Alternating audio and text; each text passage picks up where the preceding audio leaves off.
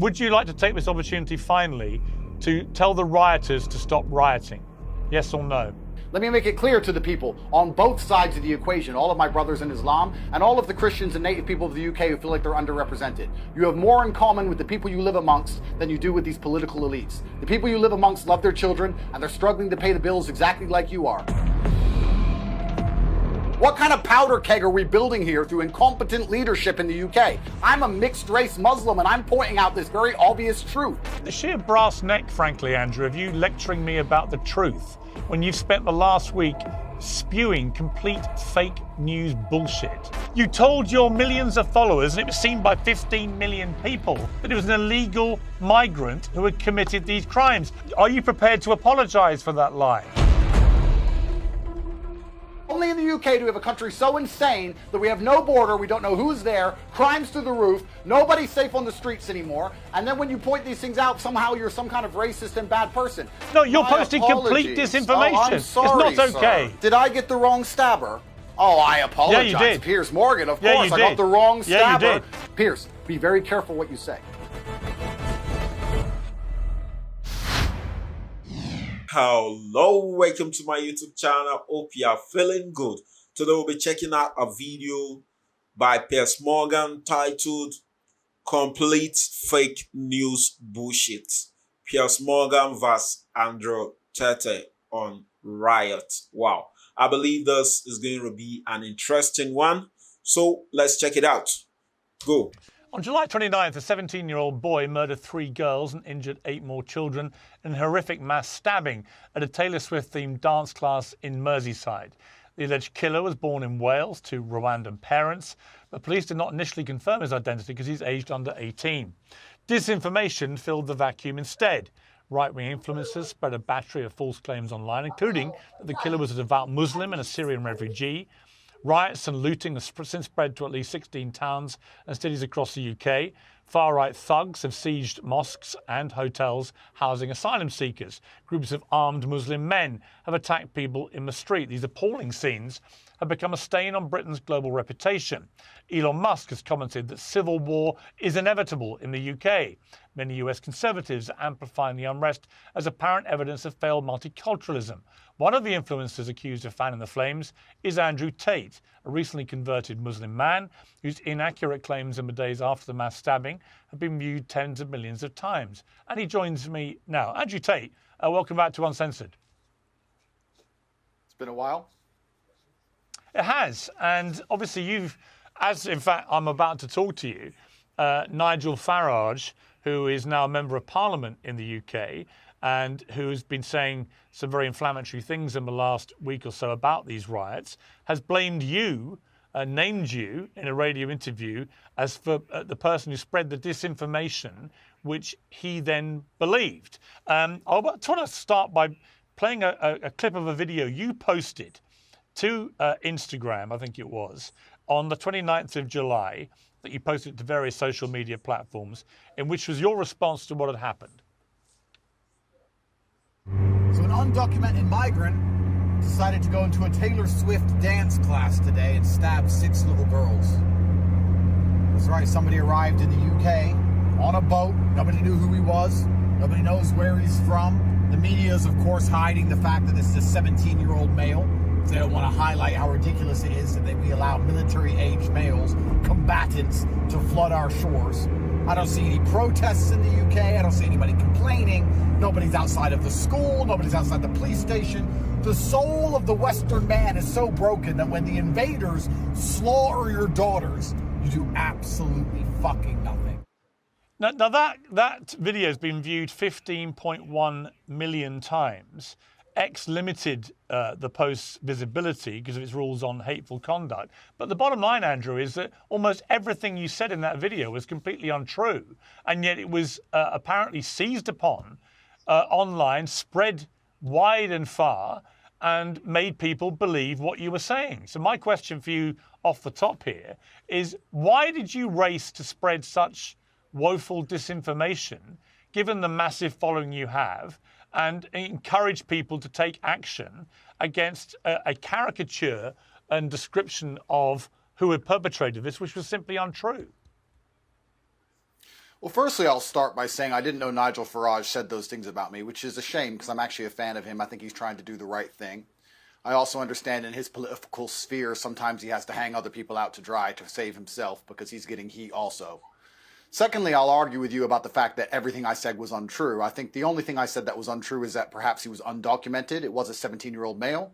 It was a migrant. He did kill little girls. And advocating for people to stand outside and make it clear that they're unhappy with what happened is not a dangerous ideology. We live in a democracy where we have the right to protest and the right to make it clear when our voices are not heard. I recently protested against the Olympic ceremony outside the French embassy. I'm not sure if you saw it, complaining about how they depicted Jesus Christ, because I was unhappy with what I saw. And I think that when people feel like they have a voice, they're not likely to get violent. And the problem we have now is that people do not have a voice, which is why we're seeing rioting, which is why we're seeing looting, because people do not feel like there's a political solution any longer. And what I was trying to do is encourage people to stand up and make their voice heard in a peaceful way to avoid violence. Because when people feel like they're not heard, violence is always the end result. Yeah, but you've actually had the complete opposite effect, and you know the massive following that you have and the influence that you can wield. And by spreading, I mean, again, you've repeated the fact this kid who has obviously now been charged with very serious crimes, including killing these 3 girls, was a migrant. He wasn't a migrant. He was born in Wales. His parents were legal immigrants from Rwanda. So he's not a migrant. He's somebody born in Wales, born in the United Kingdom. Well, first things first, it's unfair for you to say that I've had an opposite effect. What I did was point out the facts of the situation, that a 17-year-old male killed little girls. If I point out the facts of the situation, that the sky is blue, and then people go and decide to riot because I've said those things, it does not mean those things are not true. That's the first thing. Secondly, here's where we have the dichotomy of the UK, and I actually think this conversation is going to be one of the most important and potent conversations of modern times, especially as this issue is not going to be solved anytime soon, Piers. The problem we have now in the UK is that we have a certain subsect of the population who believe because he was born in Cardiff, he is a Welsh man. And we have another subsect of the population who believe that even if he was born in Cardiff, he is not Welsh. I'm currently in Romania. I'm an American and British citizen. The woman who I have a child with is Italian. The child was born in Romania. The Romanians do not consider that child Romanian, not by their view of the world. If I had a child in China, they would not consider that kid Chinese. They would look at the face shape of the child and say that's not a Chinese child. If I had a black child in Russia, they would not consider that child Russian. In the West, in the democracies, we do. But we have a problem because you now have you have a dichotomy of ideas, you have 2 different camps, and the camp that believe that this person perhaps isn't even Welsh in the first place are also the camp which are being suppressed and not allowed to speak and are being smeared and labeled as far right for having genuine concerns. And that is why things are getting exasperated and out of control. What we need is conversation, and what we need is dialect. You cannot have a multicultural democracy and ignore the concerns of one particular subsect of that culture, especially when it's the native culture, and expect everything to be fine forever. There's a lot of people who have a point of view. They didn't feel like they had a political solution anymore. And this is what's happening. The reason this dichotomy exists, Piers, please understand. If they are sitting there and they're accepting that this is a Welsh man, but now they're starting to get concerned for the safety of their children, and they don't feel like there's any kind of political solution, well, then they're going to come to the very simple and obvious conclusion that they'd rather not have anyone from anywhere else in their country to avoid these things happening again because they don't feel like there's any other political solution. This is a fail of the politicians. This is a failure of the leaders. It is the job of a leader to inspire all of the people to have trust in him, not just some of the people, not just the people he likes, not just the people on his party or the people he wants. It is his job as a leader to have every single person in the country believe that he cares about the issue and he's doing something actively to fix it. Instead, what Keir did was stand up and do the absolute opposite. Shut down any legitimate concerns, tell people they don't have a voice, tell people nothing's going to change, is going to stay exactly the way it is. And let me tell you something. I want to make this very clear. There's a lot of people in the world who would rather go to jail and have a warm bed and 3 square meals a day than watch their children die. There's a lot of people who would rather go to jail than watch their society collapse in real time around them. There's a lot of people who would really rather go to jail than feel unsafe to walk the street at night ever again. These are people who have lived in the same place for a very long time. They have a vested interest in this geographical location. And without political solutions being offered, I don't know how hubristic you must be to sit and expect anything other than what we've seen. This is a failure of leadership. And that's what's so disappointing about it. Right. So here's my response to what you've just said. First of all Keir Starmer has said, as far as I can see, is that he is going to bring the full force of the law against people who committed acts of violence. And the violence that was perpetrated he called them in far right. Yeah, well, there were far-right thugs who were leading this, and they were attacking mosques. They were chanting anti-Muslim chants, and they were doing this because there people was had put a out black there. person Hang in the on, crowd. Would you say you've the had crowd your was black say. people? I'm going to have my say now. It was put out falsely on social media that the person who did this was a Muslim. Not just a Muslim, but a Muslim who came in on one of the small boats, part of the very contentious, ongoing issue of the small boat. I'm not saying you did. I'm saying this is what was put out on social media in a series of false posts, which then went viral, right? So he was supposedly a Muslim. Not true. Supposedly came in on a small boat. Not true. Supposedly on an MI6 watch list as a potential terrorist. Not true. None of this was true. And so on the back of that, far-right thugs who led this went up and attacked mosques, and they went and attacked hotels with asylum seekers in there waiting to be processed, and they was trying to set fire to them. Those are acts of despicable violence which were being led by far-right thugs. Now, not everybody involved in all these protests is a far-right thug. Some of them will be ordinary members of the public trying to legitimately protest peacefully. I completely accept it. But the ones who were leading it, who were committing the acts of violence and making the threats against the Muslim community, were doing so because they had been completely misled about who had done this. It was not a Muslim. It was not an illegal immigrant. It was not somebody on the MI6 watch list. It was none of those things. Now, you posted on July the 30th, the day after the killing, and I feel particularly incensed, by the way, that the deaths of these 3 young girls have been hijacked in such a reprehensible manner to attack Muslims when a Muslim had nothing to do with it, right? You put this on July the 30th, you posted a picture saying, this is the man from Cardiff.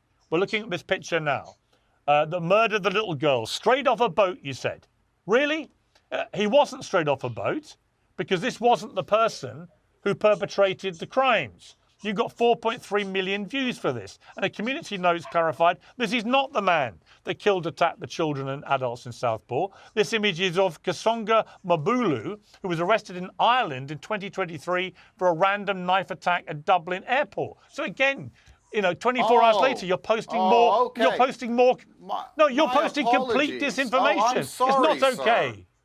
It's not okay. Oh, no, it Piers, was not the man. Did I get the wrong stabber? Oh, I apologize. Yeah, you did. Piers Morgan, of Yeah, course. you I did. got the wrong stabber. Yeah, you did. And he certainly looked very Welsh to me. Let me make this clear. I'm a Muslim, and I think anybody who attacked a mosque is going to have to deal with God. I'm not worried about the full force of the law. They should worry about God itself. But I also want to make something very clear to all the people at home and clear to you that most of the white people are very frustrated and they're finding an enemy amongst themselves to take it out on.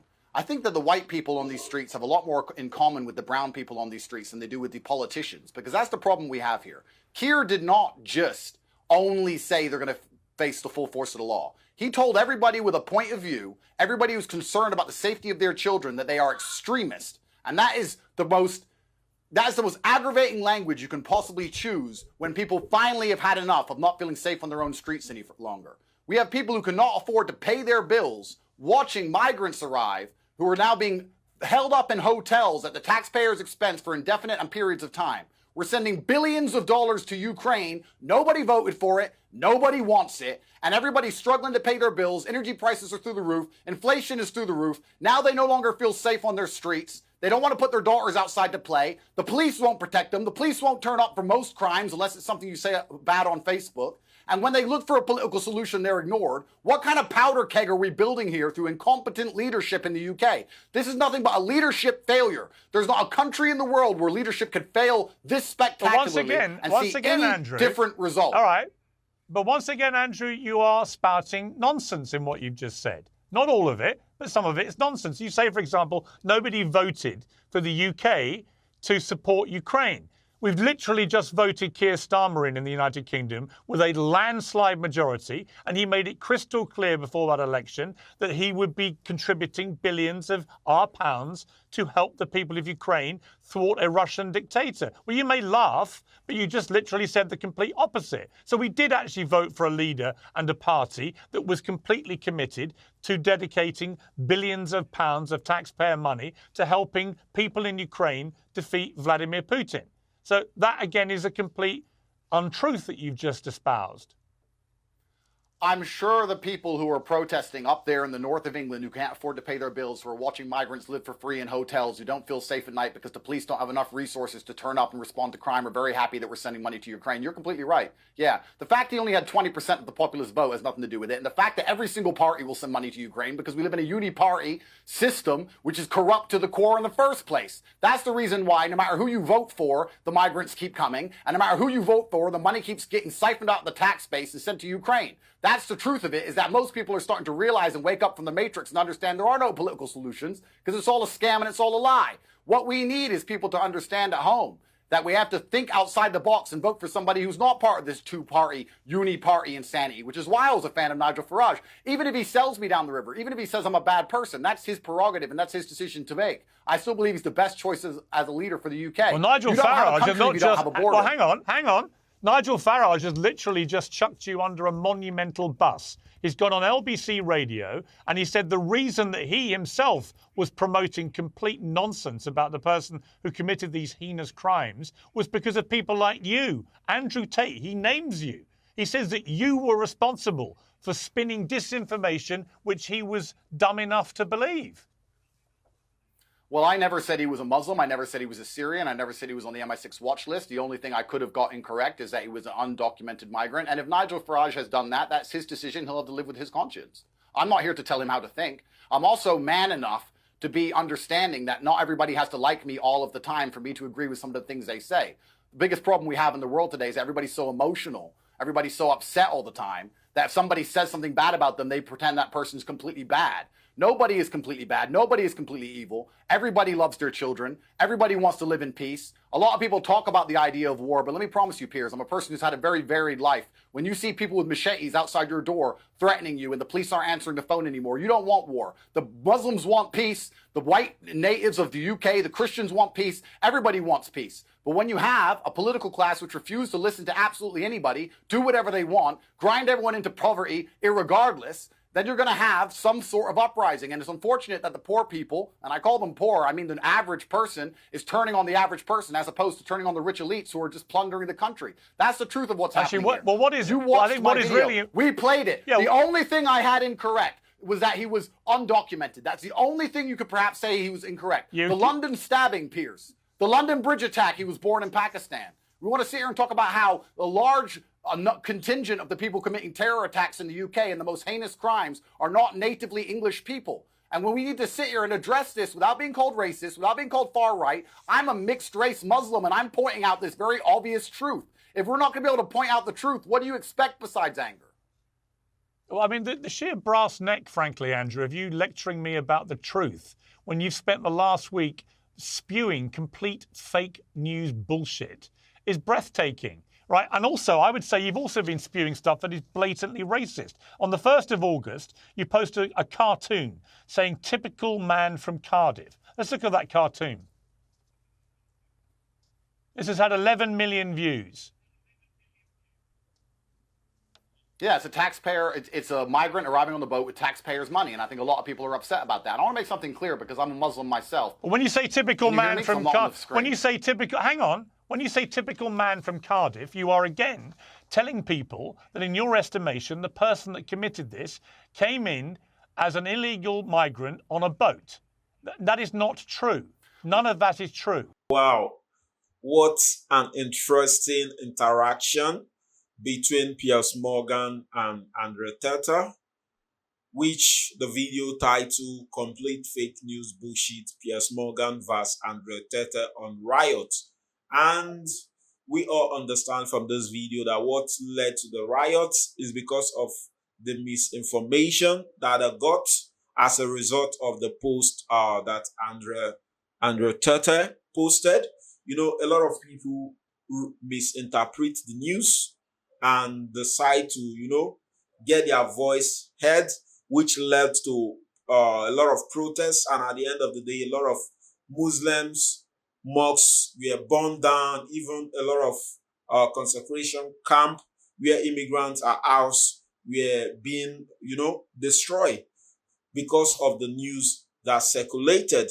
So that's why I believe it's not all the news we see on the media that are right. It's not on the news that you you see on social media that you think is right before you decide to make a judgment regarding some certain things that we have seen online. You need to do a proper research, or before you even decide to post an information online, I think there's a need for you to do a proper research, because a lot of people might get hold of those information you are posting online. As a result of it, they might act on it, which might bring a good or a bad outcome, which is what we have seen in this video. Because of the information the people got online, they decide to, get their voice heard by going into protest. And as a result of that, they end up thinking the crime was perpetrated by an immigrant who came in by boat, by an immigrant who happened to be a Muslim, and they decide to take their anger on the Muslims, take their anger on the immigrant. As a result of that, they burnt down mosques, and they also try to burn down concentration camp where immigrants are being asked, all because of the information they got online. So I believe there's a need for you to do your own proper research.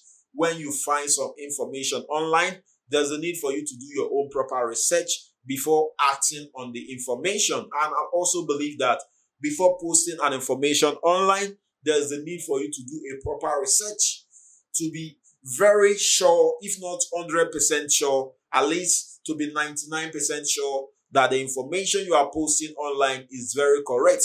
Because a lot of people might end up getting hold of the information and decide to act on it, which might bring a favorable or a very bad outcome, which is what we have seen in this video. I understand the fact that Andrew Tate is trying to make the government address issues like this. I understand it's trying to make the people understand that when things like this is happening in the country, they have to stand up and protest against these things in order for their voice to be heard. I understand that.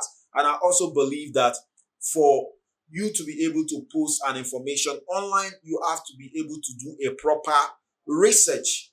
So at the end of the day, people will not act on that information, and will bring a favorable or a bad outcome, which is what Piers Morgan is trying to educate Andrew Tate against.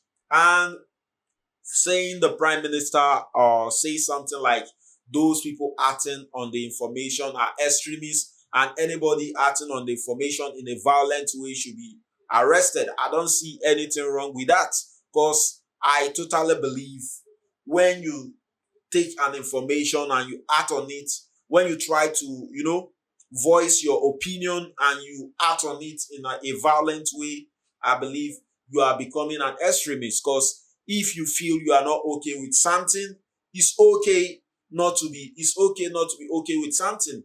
It's okay to be offended, but there are proper ways to address those issues instead of addressing it in a violent way, instead of addressing it by organizing a violent protest. I believe that's the wrong way to go about it.